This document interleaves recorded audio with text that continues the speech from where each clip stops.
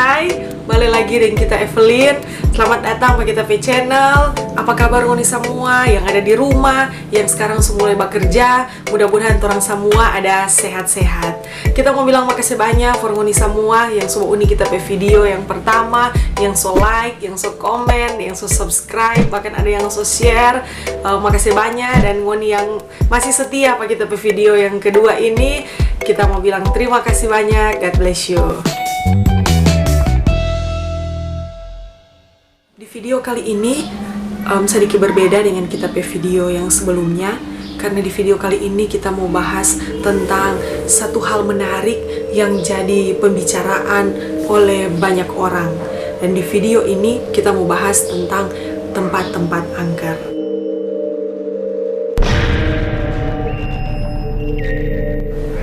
Di setiap kota, di setiap daerah yang ada di Indonesia, termasuk Sulawesi Utara, pasti ada beberapa tempat yang dinilai angker oleh warga-warga sekitar ataupun oleh orang-orang yang pas kebetulan lewat di sekitaran tempat itu.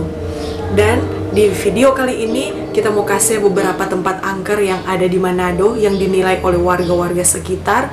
Memang bukan cuma beberapa ini, bukan cuma berdasarkan yang kita mau kasih, ada banyak.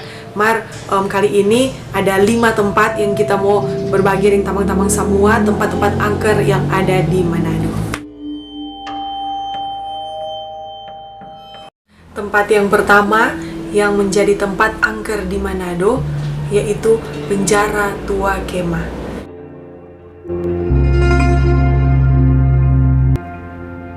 Ini penjara ini dibangun waktu masih zaman-zaman Portugis. Jadi waktu itu dorang bikin benteng di Kema, di desa Kema 3. Dan ini penjara jadi bagian dari benteng yang dorang bikin. Di penjara ini biasanya ditahan tahanan-tahanan politik atau pemberontak-pemberontak. Dan sampai ke zaman Belanda, ini tetap difungsikan sebagai penjara yang DP orang-orang yang dorang jatahan di dalam itu orang-orang yang so pasti mau dapat eksekusi mati. Ini penjara ini sekarang masih ada, dia sudah jadi tanpa wisata.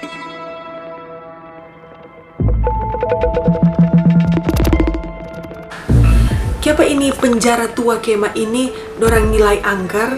Karena menurut penjaga yang berjaga ini tanpa, karena dia sudah ditampa wisata, jadi ini tanpa ini so ada orang yang jaga. Nah, waktu dia pertama kali bertugas di tempat itu sebagai penjaga ini Penjara Tua Kema ini, di malam-malam yang pertama dia dengar suara-suara orang sama dengan jada papukul. Jadi jada merintih-merintih sama dengan jada papukul sama dengan jada pasiksa. Memang pertama-pertama dia takut, karena beberapa malam seterusnya so dengar-dengar itu terus, jadi dia sama dengan sota biasa jadi ingat ini suara-suara ini. Dan DP cerita ini menyebar ke seluruh warga yang ada di sekitar situ, makanya dorang nilai ini tanpa ini sebagai tanpa yang angker.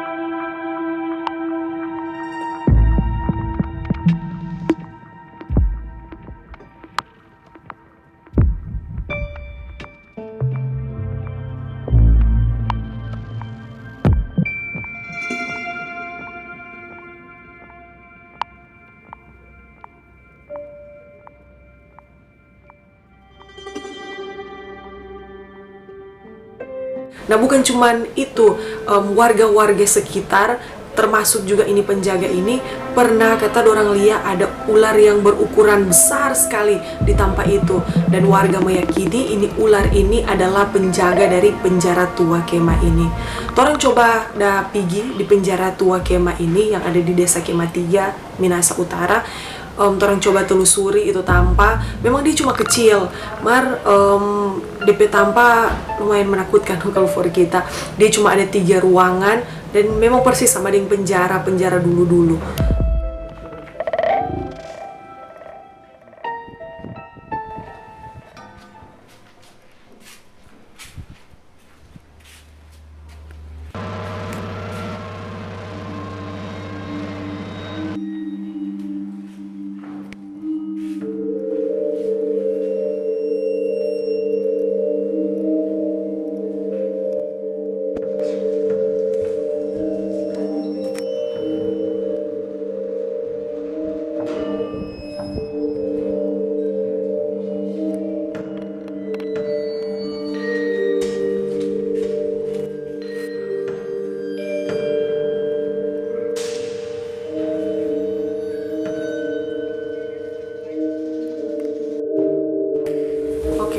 kedua yaitu Manado Beach Hotel.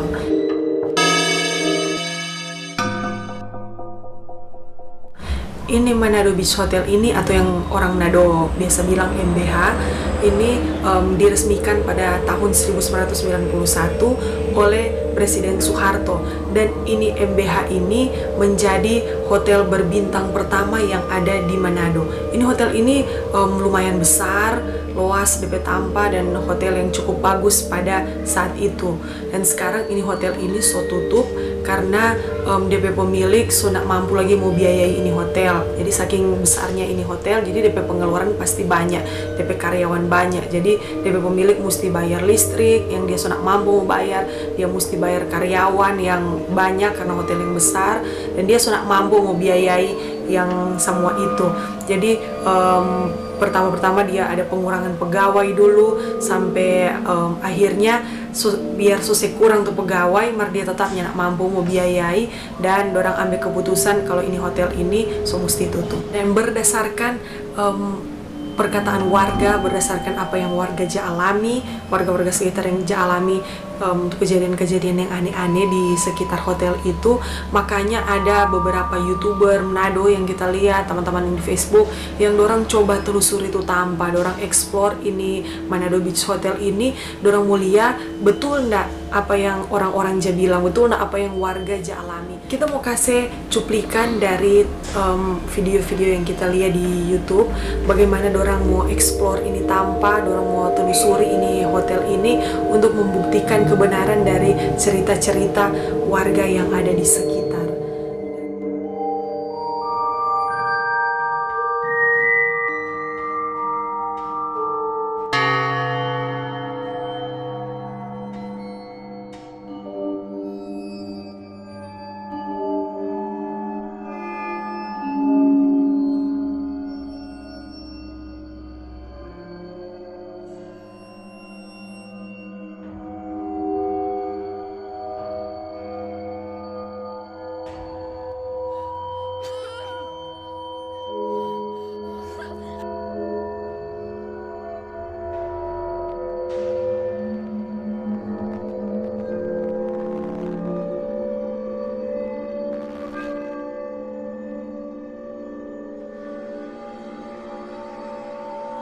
Kalau menurut kita, kalau tanpa yang sondak ada orang yang rupa tuh hotel itu, dan hotel MBH itu soalnya nak beroperasi, itu wajar-wajar saja kalau dia orang bilang angker.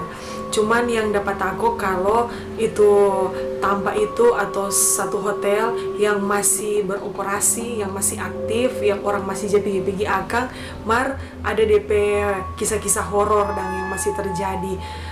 Dan di Manado ada salah satu hotel yang menurut orang-orang yang pernah menginap situ atau orang-orang yang pernah kerja di situ, dorang bilang kata ini hotel ini angker. Ada kisah-kisah horor yang terjadi di dalam hotel ini. Bahkan ada yang bilang tuh gambar-gambar kata di dalam hotel ini hidup.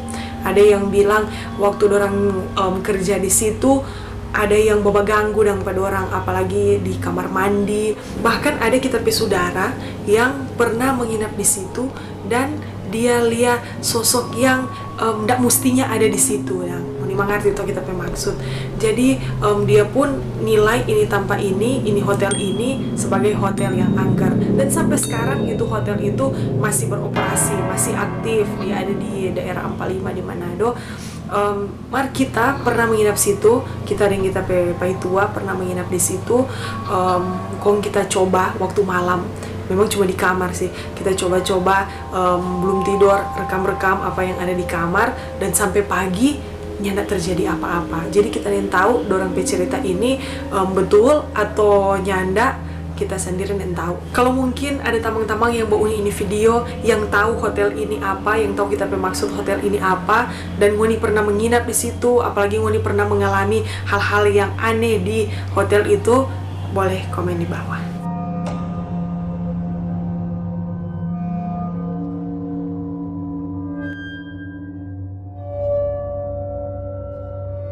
Yang ketiga, Jalan AA Maramis.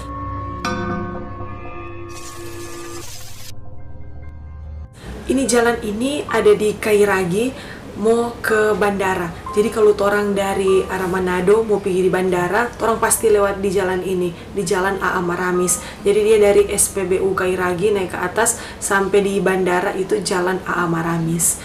Di jalan ini terkenal angker oleh warga-warga sekitar yang ada karena menurut dorang tingkat kecelakaan di jalan ini sangat besar. Bahkan bukan cuma kecelakaan yang biasa-biasa, malah kecelakaan-kecelakaan yang berujung maut, yang DP korban mati, sering terjadi di ruas jalan AA Maramis ini. Ada salah satu contoh kecelakaan yang berujung maut, yaitu ada salah satu anak SMA, waktu dia bawa oto lewat di jalan situ, dia tiba-tiba tabrak pembatas jalan, DP oto terbang, dan akhirnya ini anak ini mati ditampah. Bukan cuma berdasarkan kecelakaan maut yang sering terjadi di jalan AA Maramis ini, kong sampai warga bilang ini jalan ini angker. Mar, ada beberapa cerita dari orang-orang yang pernah mengalami kejadian-kejadian yang bisa dibilang aneh yang terjadi di jalan ini. Ada contoh satu orang yang pernah mengalami kejadian aneh, yaitu tukang ojek. Jadi dia bawa ojek sampai malam. Dia memang biasa aja bawa ojek di jalan situ, dan memang dia sampai lat. Mungkin karena mau mengarah ke bandara, jadi dia jam mangkal sampai lat di pangkalan ojek yang ada di jalan situ. Dan satu kali waktu dia masih mau cari-cari penumpang, memang itu malam, bahkan itu sholat, dia lihat ada seorang perempuan yang pakai baju merah di pinggir jalan. Dan ini perempuan ini memang menurut dia cukup menakutkan karena sholat ada di pinggir jalan, mau diam seorang diri di pinggir jalan. Mar ini ojek berpikir, oh mungkin ini penumpang. Jadi dia berpinggir, dia bertanya, Pak, ini cewek ini perempuan ini, oh mau naik ojek, ini cewek ini dapat lihat bagaimana toh? Dia rambut panjang, jadi mungkin kalau dapat lihat muka, cuma ini cewek rupa takut-takut dan jadi dia ini ojek tanya terus, om gimana mau naik ojek? Ini cewek cuma bilang, oh nyanda om. Dan akhirnya tuh om bilang, oh ya sudah. Jadi om berjalan. Pas om sementara berjalan, dia belum pergi sampai di pangkalan, dia lihat ulang ini perempuan ini ada di pangkalan dan duduk. Mar ini ojek masih berani dan begitu. Jadi dia pergi di pangkalan. Mar dia memang serasa aneh. Dia bercerita dengan ini cewek ini nyanda menyaul, jadi ini cewek ini cuma boba diam. Dan waktu dia sadar, oh ini sudah betul, ini so bukan orang, so bukan manusia, ini mungkin so setan so. Jadi ini om langsung bawa di motor, langsung pergi, pun dia bakuku di jalan. Dan waktu dia pergi, ini cewek pun pergi, mar dia berterbang. Dan cerita berikutnya dari tukang jual bakso di jalan AA Maramis ini. Jadi dia biasa memang jabat jual di ruas jalan ini, dia tukang jual bakso keliling, dan dia bilang memang dia sering kali lihat makhluk-makhluk halus di ruas jalan AA Maramis ini.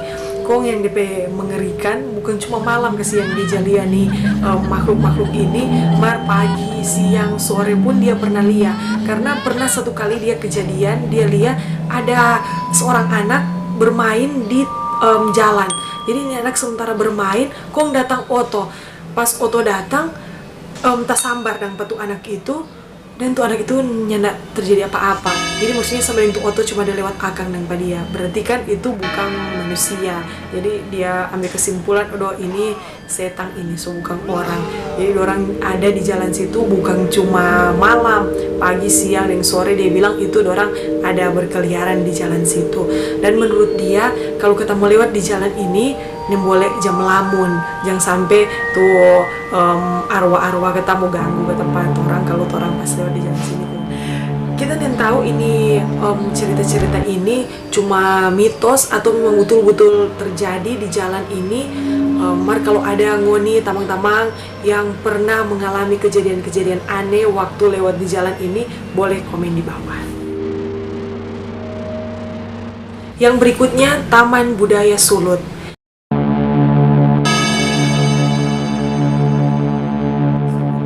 Budaya Sulut ini ada di Jalan Maingket nomor 31 di Manado, di mana di taman ini pada pemuka ada dua patung patung perempuan dan laki-laki.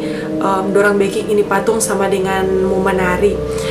Dan di taman ini dorang bilang angker karena kata menurut orang-orang yang pernah lewat atau menurut warga-warga yang tinggal di dekat situ, dorang bilang kata kalau malam ini patung ini memang jam menari betul. Jadi sama dengan orang-orang biasa, sama dengan orang-orang hidup, dorang jam menari kata pada waktu malam.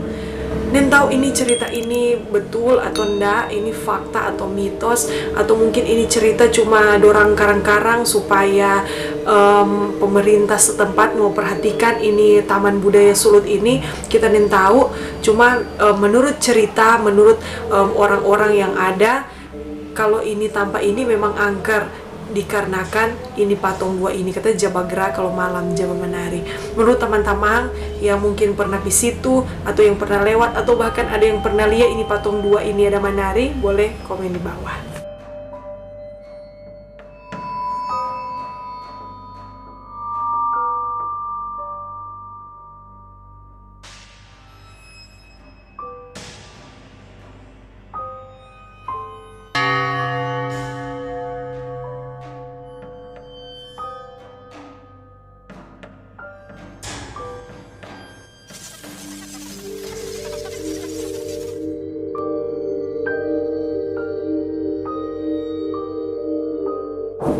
Yang kelima, tempat angker yang ada di Manado yaitu Jalan Bypass.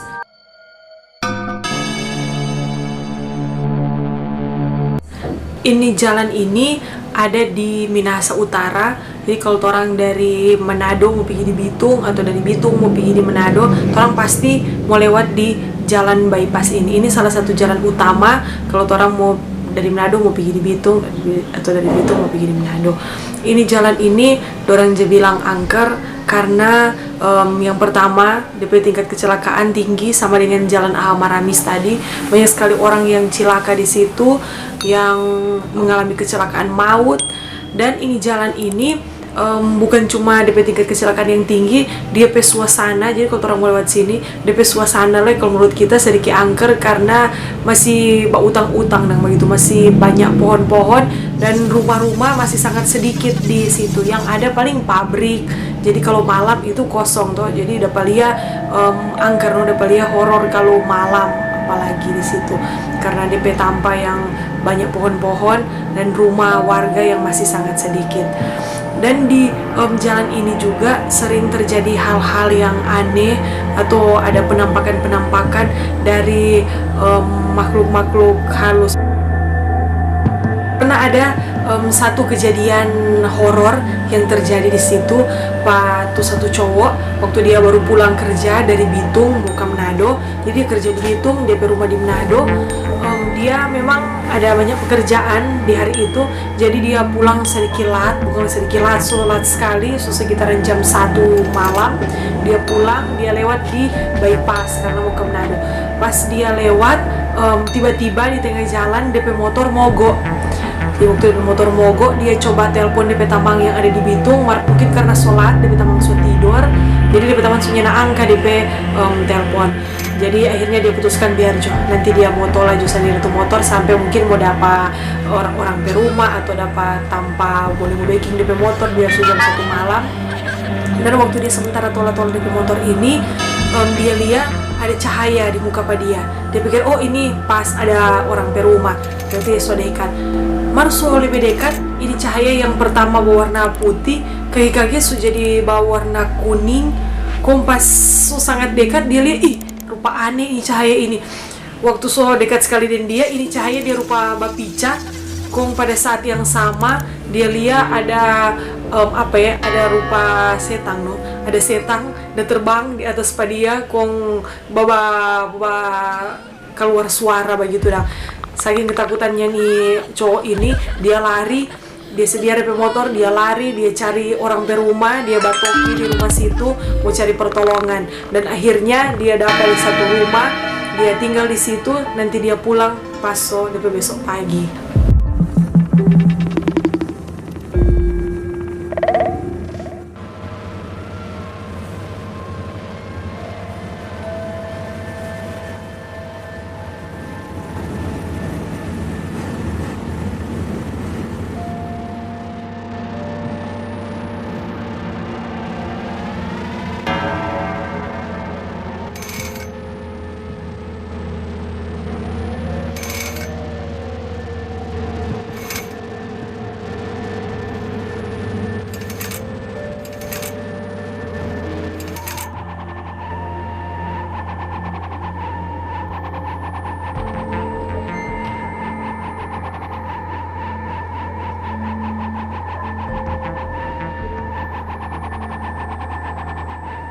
Oke, itulah 5 tempat angker yang ada di Manado dan sekitarnya yang kita boleh berbagi di video kali ini dengan teman-teman semua.